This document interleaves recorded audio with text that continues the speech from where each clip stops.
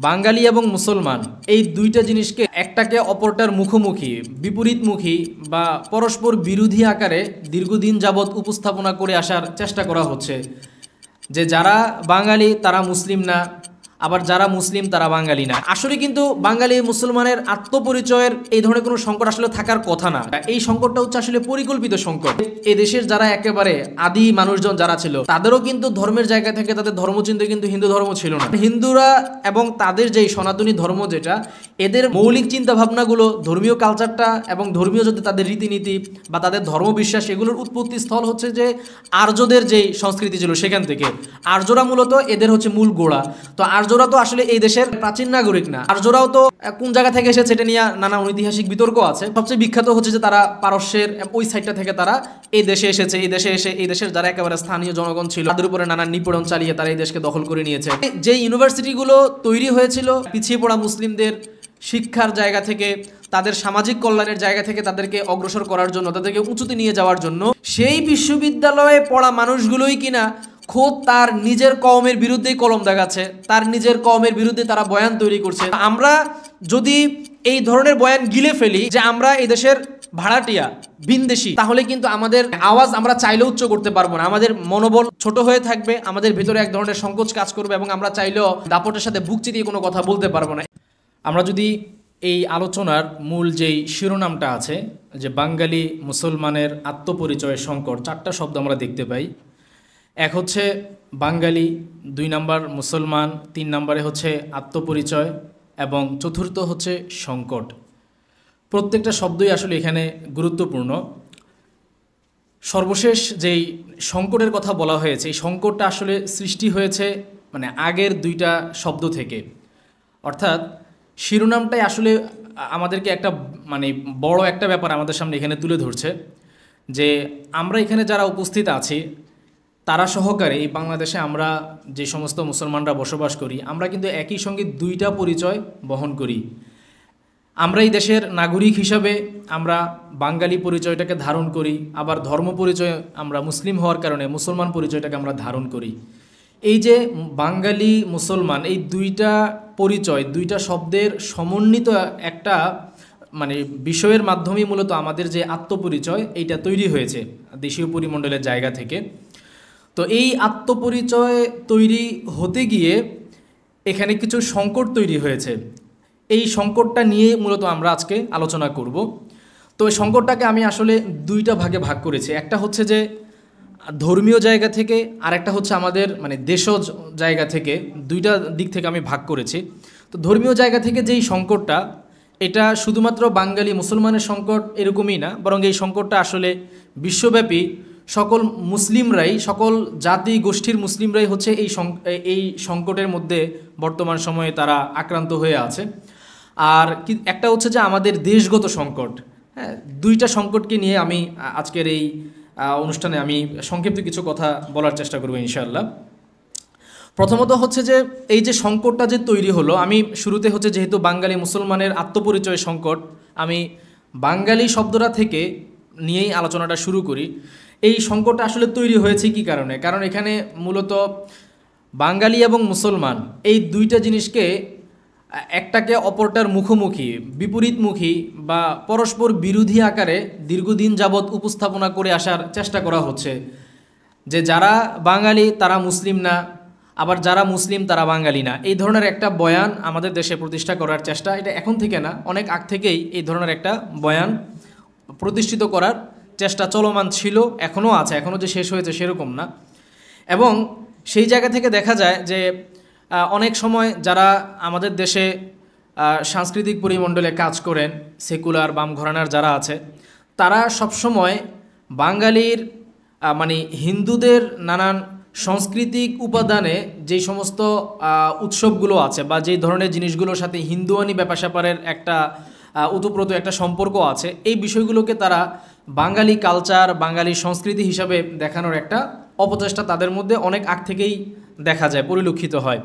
তো মূলত একটা সংস্কৃতিকে, একটা অনুষ্ঠানকে বা একটা কালচারাল একটা প্রোগ্রামকে যখন যেটা কিনা হিন্দুয়ানি উপাদানের মাধ্যমেই যেটা পুরো ব্যাপারটা মানে পরিচালিত হয়, এটা আগা থেকে গোড়া, এটার একেবারে শুরুর সব কিছুই যখন একটা হিন্দুয়ানি কালচারের মাধ্যমে সৃষ্টি হচ্ছে এবং এই জিনিসটাকে দেখানো হচ্ছে বাঙালি সংস্কৃতি হিসাবে, তখন কিন্তু অটোমেটিকলি এই জায়গা থেকে মুসলিমরা কিন্তু মাইনাস হয়ে যায়। কারণ যেহেতু ওই অনুষ্ঠানটা অথবা সেই কালচারাল যে প্রোগ্রামটা পালন করা হচ্ছে, এটা আগাগোড়া মৌলিকভাবে সব কিছুই হচ্ছে হিন্দুয়ানি চিন্তাভাবনা থেকে, হিন্দুদের ধর্মীয় যে সমস্ত রীতিনীতি আছে এগুলোকে কেন্দ্র করে গড়ে উঠছে।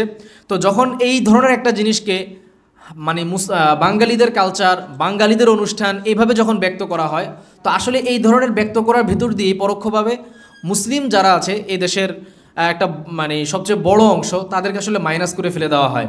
যে কেমন যেন এই জিনিসগুলোর সঙ্গে যেহেতু মুসলিমরা একমত না, এগুলোর সঙ্গে মুসলিমদের কোনো সম্পর্ক নাই এবং এই পুরো জিনিসটাই হচ্ছে হিন্দুদের সাথে সম্পর্কিত, কেমন যেন হিন্দুরাই হচ্ছে আসলে বাঙালি। এবং আমরা দেখি আমাদের বাংলাদেশে অনেক জায়গায় এখন আছে কিনা জানি না, কিন্তু আগে এই ধরনের ছিল যে যেই পাড়াগুলোতে হিন্দুরা বসবাস করতো সেই পাড়াগুলোতে বাঙালি পাড়া বলে ডাকা হতো।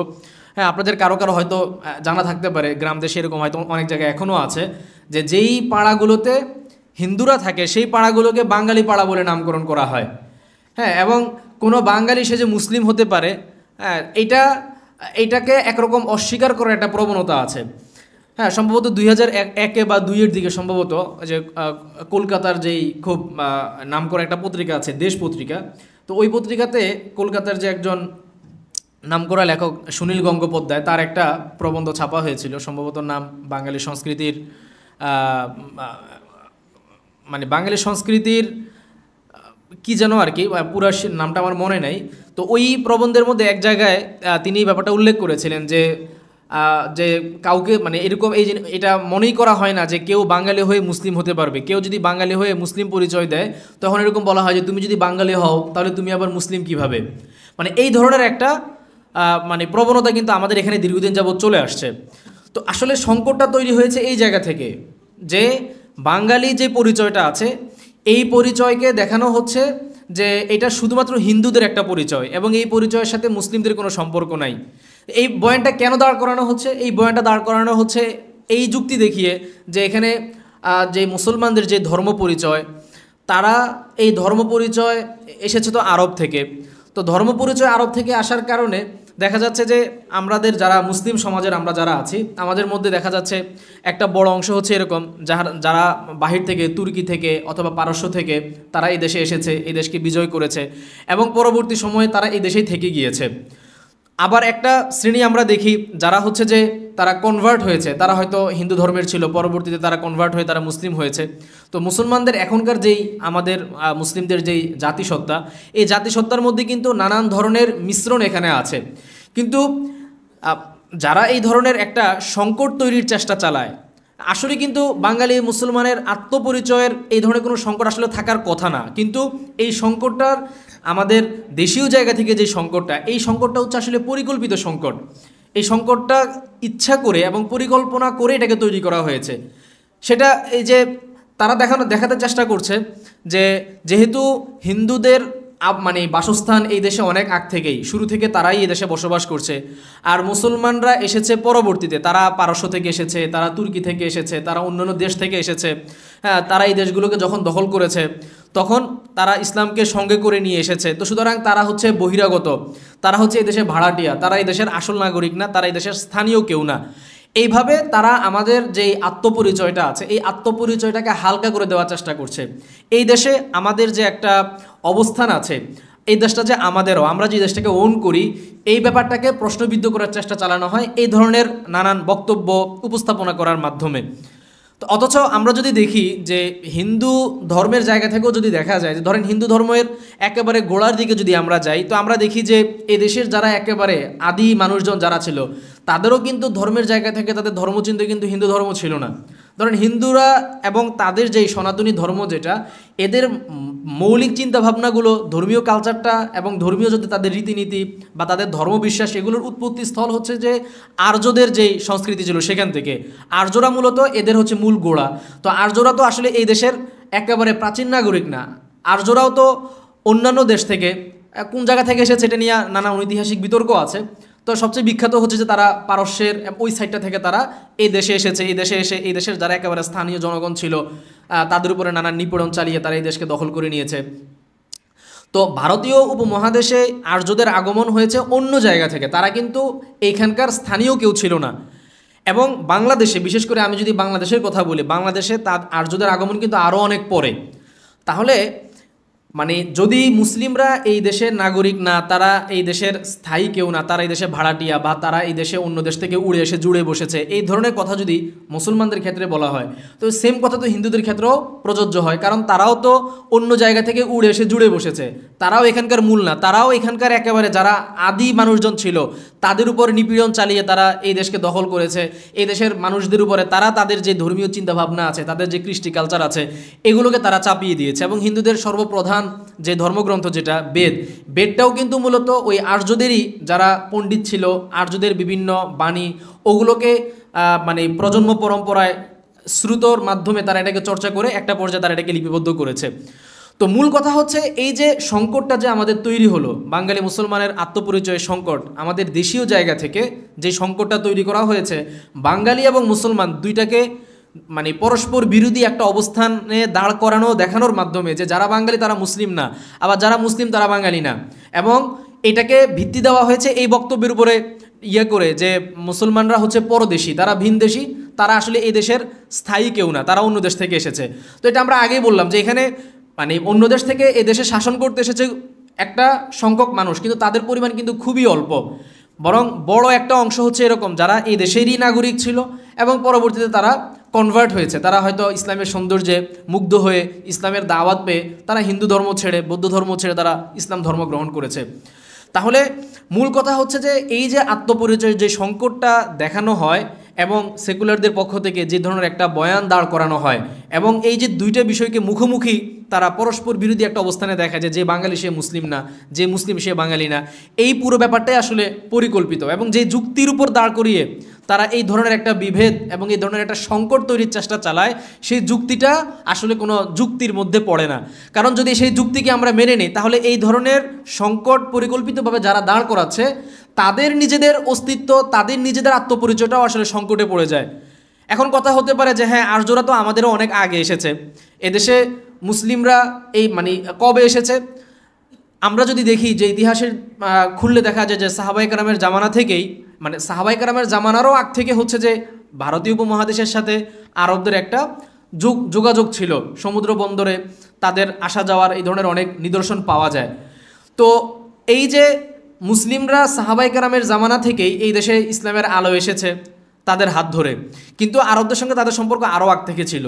তো সেই জায়গা থেকে আমরা বলতে পারি যে একবার ইসলামের একবারে শুরুর যুগ থেকেই, মানে রসুল করিম সাল্লাল্লাহু আলাইহি ওয়াসাল্লাম যেই জামানাতে ছিলেন সেই জামানার কিছুকাল পর থেকেই আমাদের এই ভারতীয় উপমহাদেশে ইসলামের আগমন ঘটেছে। এবং পরবর্তী সময়ে তো নানান সময় নানান শাসকরা এই দেশে এসেছে, নানান ব্যবসায়ীরা এসেছে, সুফি ওলিয়া উলিয়া তারা ইসলামের দাওয়াত নিয়ে দেশে এসেছে এবং আস্তে আস্তে ইসলামের প্রচার প্রসার তারা করেছে। আর আর্যরা এর থেকে আরও কয়েকশো বছর আগে, আমি যদি ধরি যে 1000 বছরও আগেও এসেছে, ইতিহাস বলে যে তারা মানে মানে খ্রিস্টপূর্ব প্রায় 1000 বা 1500 2000 বছর আগে তারা এই দেশে আগমন করেছে। এখন বিষয় হচ্ছে যে মানে যুক্তি যদি এটাই হয় যে আমরা অন্য দেশ থেকে এসে এ দেশে বসত করেছি, তো তারাও তো অন্য দেশ থেকে এদেশে বসত করেছে, আমাদের সময়সীমা হয়তো কম, তাদের সময়সীমাটা অনেক বেশি, তারা অনেক আগে এসেছে, আমরা হয়তো 1000 বছর বা 1500 2000 বছর পরে এসেছি। পার্থক্য তো এই জায়গাতে, সময়ের এই ব্যবধানটুকু ছাড়া আর তো কোনো পার্থক্য নাই। তো এই কারণে এই যে যেই মানে একটা সংকট যে দাঁড় করানো হচ্ছে, পরিকল্পিতভাবে একটা সংকটকে দেখানো হচ্ছে, তো এটা আসলে মানে যুক্তির জায়গা থেকেও এটা গ্রহণযোগ্য বলে মনে হয় না। তো এখন কথা হচ্ছে যে মানে বাঙালি এবং মুসলমান এই দুইটা জিনিস কেন আমরা বলছি যে এটা সাংঘর্ষিক না? সাংঘর্ষিক না কারণ আমাদের যেই ধর্ম পরিচয় যেটা আছে, আমরা একজন মুসলিম, এই ধর্ম পরিচয়ের জায়গা থেকে তো আমরা আমাদের ধর্ম পরিচয়কে আগে রেখি। এবং দেখেন ইসলাম ধর্মটা যেই জায়গা থেকে এসেছে, আরব দেশ থেকে, সেখানেও কিন্তু ইসলামের সঙ্গে আরবদের একটা তাদের যে স্থানীয় যে কালচার ছিল, তাদের স্থানীয় যেই রীতিনীতি ছিল, সেগুলোর সঙ্গে কিন্তু একটা সাংঘর্ষিক অবস্থান ছিল। তার মানে ইসলাম, যেহেতু আমরা জানি যে ইসলাম এটা একটা মানে পূর্ণাঙ্গ জীবন ব্যবস্থা, ইসলাম শুধু আমাদেরকে ধর্মীয় কিছু নীতিমালা দেয় সেরকম না, বরং ইসলাম আমাদের জীবনের প্রত্যেকটা ক্ষেত্রের আমাদের নির্দেশনা কী হবে সেটাও আমাদেরকে দেয়। তো সেই জায়গা থেকে ইসলামের সঙ্গে কিন্তু যে আরব থেকে ইসলাম আমাদের এখানে এসেছে, সেই আরব দেশের স্থানীয় সংস্কৃতির সাথেও কিন্তু ইসলামের একটা সাংঘর্ষিক কিছু কিছু জায়গায় আমরা দেখি।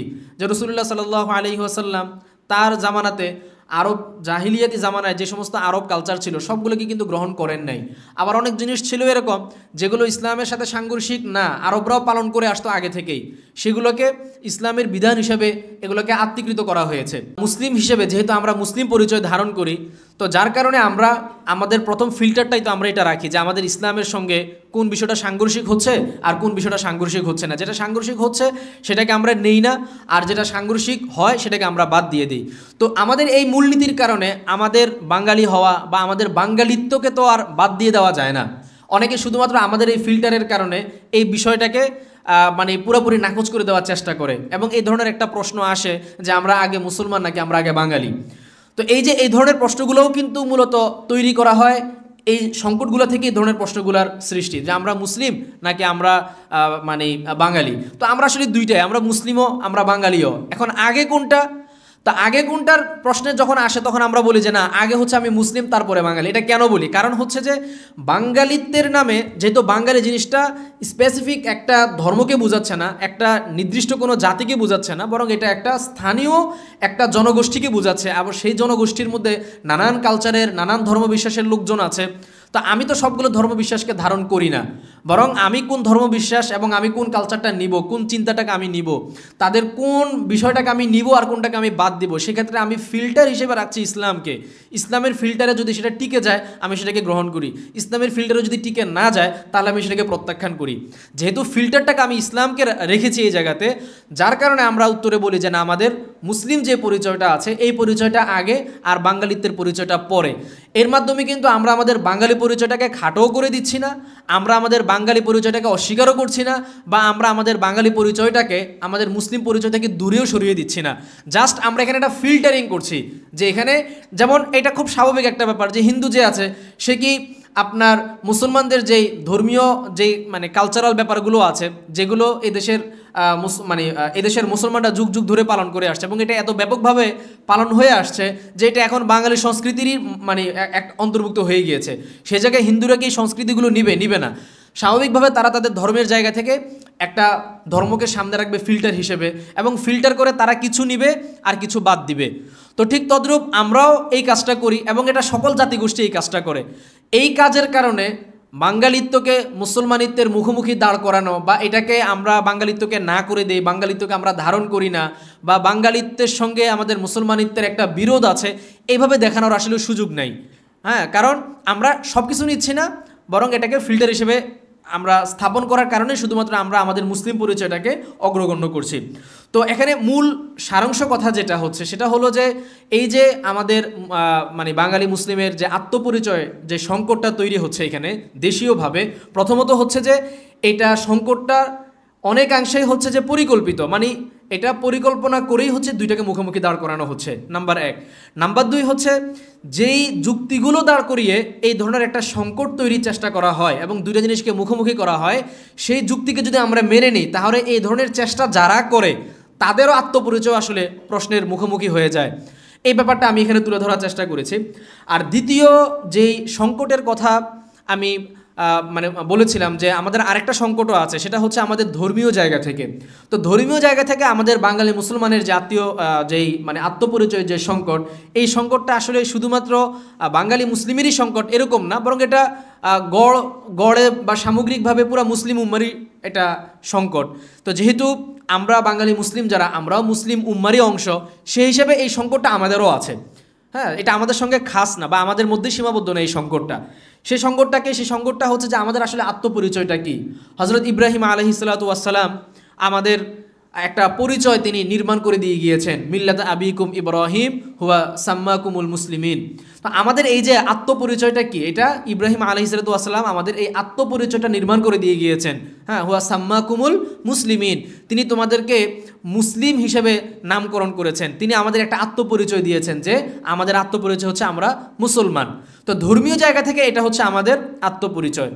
তো এই যে আমরা এখনকার যেই বাঙালি মুসলিম সমাজ আছি, আমাদের বাঙালি মুসলিম সমাজের একটা বড় সংকটের জায়গা এটাও যে আমরা যে একজন মুসলিম এবং একজন মুসলিম হিসাবে আমরা ইসলামকে যেভাবে ধারণ করব সামগ্রিকভাবে, এবং ইসলাম যেই শরীয়ত নিয়ে এসেছে, ইসলাম যেই জীবন ব্যবস্থা আমাদেরকে দিয়েছে, সেই জীবন ব্যবস্থা এবং ইসলাম আমাদেরকে যে আকীদা বিশ্বাসগুলো দিয়েছে, সেই আকীদা বিশ্বাসগুলোকে ধারণ করা, সেগুলোকে আঁকড়ে ধরা, এবং ইসলাম আমাদেরকে যেই পরিচয়ে পরিচিত হওয়ার জন্য বলেছে সেই পরিচয়ে পরিচিত হওয়া, এই পুরো ব্যাপারটাই আমাদের মানসিক বৈকল্যের কারণে, আমাদের মানসিক দুর্বলতার কারণে এটাও আজকে সংকটের সম্মুখীন।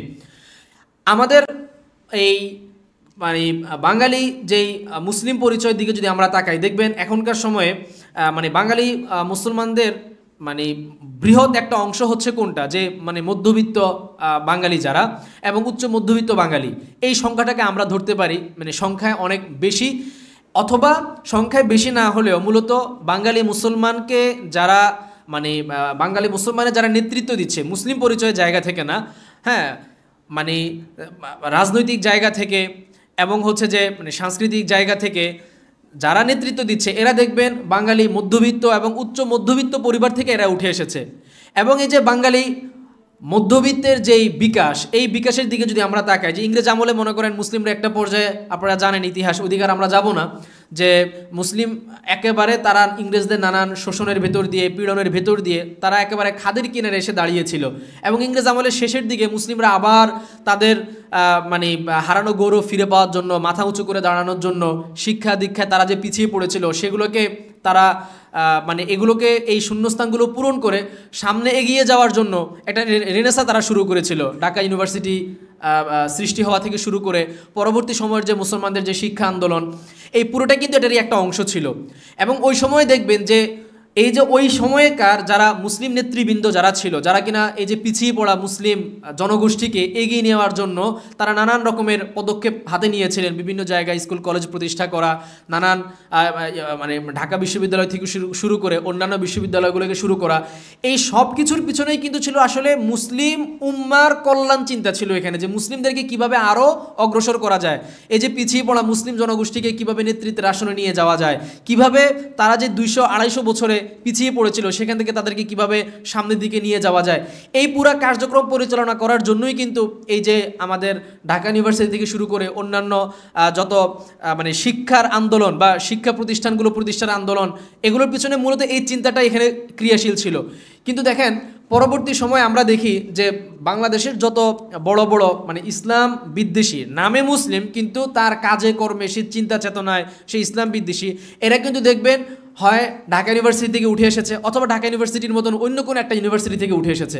তার মানে যে ইউনিভার্সিটিগুলো তৈরি হয়েছিল এই মুসলিম পিছিয়ে পড়া মুসলিমদের শিক্ষার জায়গা থেকে, তাদের সামাজিক কল্যাণের জায়গা থেকে তাদেরকে অগ্রসর করার জন্য, তাদেরকে উঁচুতে নিয়ে যাওয়ার জন্য, সেই বিশ্ববিদ্যালয়ে পড়া মানুষগুলোই কিনা খোদ তার নিজের কওমের বিরুদ্ধেই কলম দেখাচ্ছে, তার নিজের কওমের বিরুদ্ধে তারা বয়ান তৈরি করছে, তার নিজের কওমের বিরুদ্ধেই হচ্ছে তার সকল বয়ান বিবৃতি, তার সকল কলাম, তার রচনা সব কিছুই হচ্ছে তার নিজের কওমকে কিভাবে অবদমিত করা যায় সেই চেষ্টার জায়গা থেকে।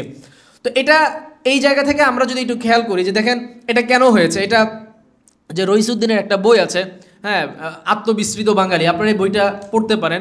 তো এই বইয়ের মধ্যে রইসউদ্দিন উনি দেখিয়েছেন আত্মবিস্মৃত বাঙালির মধ্যে যে বাঙালি মুসলমান কিভাবে তার আত্মপরিচয়কে ভুলে গিয়েছে, মানে যেখানে এই শিক্ষা প্রতিষ্ঠানগুলো তৈরি হয়েছিল বাঙালি মুসলিম কিভাবে অগ্রসর হবে, বাঙালি মুসলিমের উন্নতিটা কিভাবে হবে, বাঙালি মুসলিম কিভাবে তার নেতৃত্বে ফিরে পাবে, বাঙালি মুসলিম কিভাবে তার আত্মপরিচয়ের সন্ধানটাকে তারা খুঁজে পাবে, এই সমস্ত লক্ষ্য উদ্দেশ্যে সেখানে কিনা এই ইউনিভার্সিটির থেকে বেরিয়ে আসা শিক্ষিত একটা বড় শ্রেণী কিনা এদেরকে কিভাবে পিছিয়ে দেওয়া যায়, এদেরকে কিভাবে আরও অবদমিত করে রাখা যায় সেজন্য তারা কাজ করেছে। তো এটার পিছনে মূলত আপনার বড় একটা অংশে ছিল হচ্ছে যে ইতিহাস, হ্যাঁ, যেই ইতিহাস, বাঙালির ইতিহাস, বাঙালি মুসলমানের ইতিহাস, যেটা আমি একটু আগে আলোচনা করছিলাম যে এখানে পরিকল্পিতভাবে বাঙালি এবং মুসলমান পরিচয়টাকে পরস্পর মানে পরস্পর বিরোধী একটা অবস্থানে দাঁড় করানোর চেষ্টা চলেছে, এবং এই চেষ্টা চলেছে কিন্তু ইতিহাসের ভেতর দিয়ে।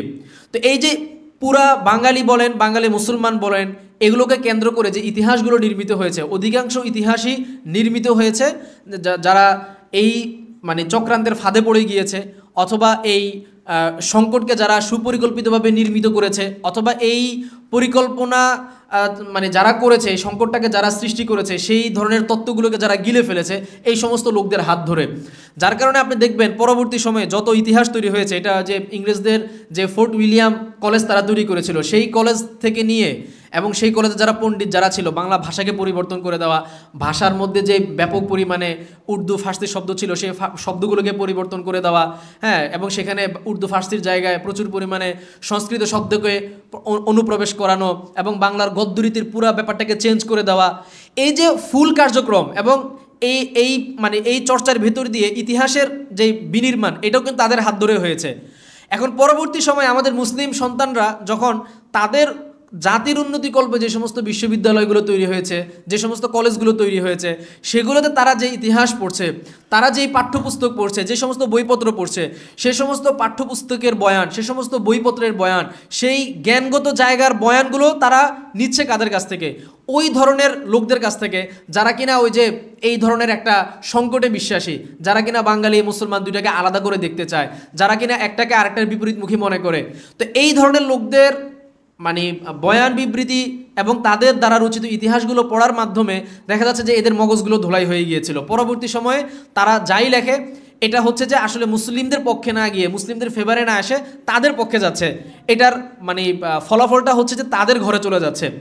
তো এই জায়গা থেকেও আমরা আসলে ক্ষতিগ্রস্ত হয়েছি। এখন এই যে বাঙালি মুসলমানের একটা বড় সংকটের জায়গা এখানেও, যে তারা তাদের যে মূল আত্মপরিচয় যে আমি একজন মুসলিম, তো আমার সবচেয়ে বড় আত্মপরিচয় আমি আমার ইসলামকে আঁকড়ে ধরবো। আমি আমার আত্মপরিচয়ের সংকটের জায়গা থেকে উত্তরণ করতে পারবো যদি আমি ইসলামের কাছাকাছি যাই। আমি ইসলামের যত কাছাকাছি যাব, আমার যে আত্মপরিচয় এটা আমি তত বেশি পরিমাণে ফিরে পাবো, এবং ইসলামের দিকে আমরা যত অগ্রসর হব ততই আমাদের কল্যাণ। আর ইসলামী থেকে আমরা যত দূরে সরে যাব তত হচ্ছে যে আমরা আমাদের আত্মপরিচয়ের জায়গা থেকে আমরা পিছিয়ে যাব। তো এটা হচ্ছে যে আমাদের মানে আত্মপরিচয়ের যেই ধর্মীয় জায়গা থেকে যে সংকটের জায়গা, সেটা এখানে বাঙালিত্বের অনেক ব্যাপারকে ঢুকিয়ে দিয়ে এখন দেখানো হচ্ছে যে ইসলামের সাথে যেহেতু মানে বাঙালিত্বের একটা সংকট আছে বা একটা সংঘর্ষ আছে, সেই জায়গা থেকে একজন মুসলিম সে যদি এখন পরিপূর্ণভাবে ইসলাম যেই আকিদা বিশ্বাসের কথা আমাদেরকে বলে, ইসলাম আমাদেরকে যে কৃষ্টি কালচারের কথা বলে, সেগুলোকে যদি পরিপূর্ণভাবে ধারণ করতে চায়, তাহলে তো অনেক কিছুই তাকে অস্বীকার করতে হবে, অনেক কিছু তাকে বাদ দিয়ে দিতে হবে। কারণ ইসলাম মনে করেন বলছে যে আপনার ইন্নাদ-দীনা ইনদাল্লাহিল ইসলাম, হ্যাঁ, যে শুধুমাত্র একমাত্র ধর্ম আল্লাহ তাআলার কাছে মনোনীত ধর্ম শুধুমাত্র ইসলাম, ইসলাম ছাড়া আর কোনো ধর্ম আল্লাহ তাআলা কবুল করবেন না। ওয়া ইয়াত্তাবি গায়রাল ইসলামি দীনান ফালা ইউকবালা মিনহু, যে ইসলাম ছাড়া অন্য কোনো ধর্ম যদি কেউ তালাশ করে তাহলে আল্লাহ তাআলা সেটাকে কখনোই গ্রহণ করবেন না। এই যে ইসলামের যেই ধ্যান ধারণাগুলো আছে, এগুলোকে যদি ধারণ করা হয় তাহলে মানে এগুলো ধারণ করলে আসলে আপনি আপনার প্রকৃত যে আত্মপরিচয়টা আছে সে আত্মপরিচয়টাকে খুঁজে পাবেন। কিন্তু বাঙালি মুসলিম যারা হচ্ছে যে এই যে সেকুলারিজমের ফাঁদে পড়ে যাচ্ছে বা এই ধরনের বয়ানের ফাঁদে পড়ে যাচ্ছে, তাদের কাছে এই ধরনের আয়াতগুলো বা এই ধরনের আকিদার জায়গাগুলো একটা সংকট তৈরি করে দিচ্ছে, যে আমি যদি এখন অন্য সকল ধর্মকে যদি আমি নাকচ করে দিই, আমি যদি হিন্দু ধর্মকে নাকচ করে দেই, আমি যদি বৌদ্ধদেরকে নাকচ করে দেই, তাহলে এটা আমার মানে উদারতা হলো না। তো এই জায়গাগুলোতে তারা হচ্ছে জিনিসটাকে বলিষ্ঠভাবে নাকচ করতে পারে না।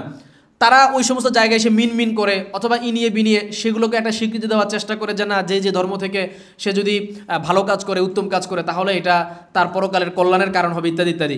অর্থাৎ আমরা যদি ইসলামকে পরিপূর্ণভাবে মানে আঁকড়ে ধরতে না পারি, বিশেষ করে ইসলামের যেই আদর্শের জায়গা, ইসলামের যে আকিদার জায়গা, সেগুলোকে যদি আমরা আঁকড়ে ধরতে না পারি, তাহলে আমাদের মানে এই যে মুসলিম পরিচয়ের যেই আত্মপরিচয়ের একবারে মানে সর্বোচ্চ শিখর যেটা, সেখানে আমরা যেতে পারবো না। আর এই সর্বোচ্চ শিখর থেকে আমরা যত পিছনে চলে যাব, আমাদের আসলে আত্মপরিচয়ের সংকটটা তত বেশি প্রকটভাবে দেখা দিবে, তত বেশি বড় আকারে দেখা দিবে। এই কারণে আমরা মনে করি যে আমাদের এই আত্মপরিচয়ের সংকট নিরসনের জন্য দুইটা বিষয় খুব গুরুত্বপূর্ণ। ধর্মীয় জায়গা থেকে ইসলামের আরও বেশি কাছাকাছি যাওয়া, যত বেশি আমরা কাছাকাছি যাব আমাদের মানে এই যে আমাদের যে একটা আত্মপরিচয় যে আমরা মুসলিম, এই আত্মপরিচয় তত বেশি আমরা ফিরে পাবো, আমাদের এই আত্মপরিচয় তত বেশি আমরা খুঁজে পাবো। আর দ্বিতীয় যেই দেশীয় জায়গা থেকে আমাদের যে সংকটটা, এই সংকটটাকে করার জন্য, সংকটটা থেকে উত্তরণের জন্য হচ্ছে এই ধরনের বয়ানগুলো যারা দেয়, এই বয়ানগুলোর বিপক্ষে আরেকটা বয়ান তৈরি করা, এই বয়ানগুলোর ফাঁক ফোকর যেটা আছে, এই বয়ানগুলোর দুর্বল জায়গা যেটা আছে, এই বয়ানগুলোর অযৌক্তিক যে বিষয়গুলো আছে সেগুলোকে তুলে ধরে ব্যাপক আকারে আলোচনায় নিয়ে আসা, এগুলোর বিপক্ষে পাল্টা লেখালেখি করা, ইতিহাস তৈরি করা, এই সামগ্রিক প্রচেষ্টার মাধ্যমে এই ধরনের মানে চিন্তাগত জায়গা থেকে আমাদের যে সংকটকে তারা পরিকল্পিতভাবে সৃষ্টি করছে সেটাকেও আমরা মোকাবেলা করতে সক্ষম হব। আল্লাহ পাক রব্বুল আলামিন আমাদের সবাইকে পরিপূর্ণ মুসলিম হওয়ার এবং একই সঙ্গে আমরা একজন বাঙালি এবং আমরা মুসলিম এবং আমরা ইসলামকে ধারণ করেও এদেশের বৈধ নাগরিক, এদেশের স্থায়ী নাগরিক এবং এদেশের গোড়ার নাগরিক, এই ধরনের একটা বিশ্বাসও নিজেদের ভিতরে লালন করার তৌফিক দান করুন, যাতে করে আমরা যেই দেশে আগমন করি, যে দেশে আমরা বসবাস করি, সে দেশে আমাদেরকে এরকম মনে না হয় যে আমরা তো ভাড়াটিয়া। কারণ আমাদের মনে যদি এরকম হয় যে আমরা দেশে ভাড়াটিয়া বা আমরা দেশে স্থায়ী কেউ না, আমরা পরদেশি বিনদেশি, তাহলে কিন্তু আমাদের মানবিক যে মানসিক যে শক্তি এটা ক্ষতিগ্রস্ত হবে। ছোট্ট একটা কথা বলে আমি আমার আলোচনা শেষ করে দিই। আপনি যে এলাকায় বসবাস করেন সেটা যদি আপনার মানে ভাড়াটিয়া এলাকা হয়, যেখানে আপনি অস্থায়ী, আপনি ভাড়াটিয়া আছেন, তাহলে কিন্তু আপনার গলার আওয়াজ একটু মিনমিনে হয়। কিন্তু যে লোক এলাকার স্থানীয়, সে যদি আপনার থেকে অর্থবিত্তে যদি গরিবও হয়, তারপরেও সে স্থানীয়, এই কারণে কিন্তু তার একটা আলাদা দাপট থাকে, সে দাপটের সঙ্গে কথা বলে। তো আমরা যদি এই ধরনের বয়ান গিলে ফেলি যে আমরা এই দেশের ভাড়াটিয়া, ভিনদেশি, তাহলে কিন্তু আমাদের মানে আওয়াজ আমরা চাইলেও উচ্চ করতে পারবো না। আমাদের মনোবল ছোট হয়ে থাকবে, আমাদের ভিতরে এক ধরনের সংকোচ কাজ করবে এবং আমরা চাইলেও মানে দাপটের সাথে বুক চিতিয়ে কোনো কথা বলতে পারবো না। এই কারণে সর্বত আমাদেরকে এই জায়গাটাকে ক্লিয়ার করে নিতে হবে যে আমরা এই দেশের কোনো ভাড়াটিয়া না, বরং আমরা এই দেশেরও একেবারে আদি বাসিন্দাদেরই অন্তর্ভুক্ত। আল্লাহ পাক রব্বুল আলামিন আমাদের সবাইকে তৌফিক দান করুন, আমিন। ওয়া আখিরু দাওয়ানা আলহামদুলিল্লাহি রাব্বিল আলামিন।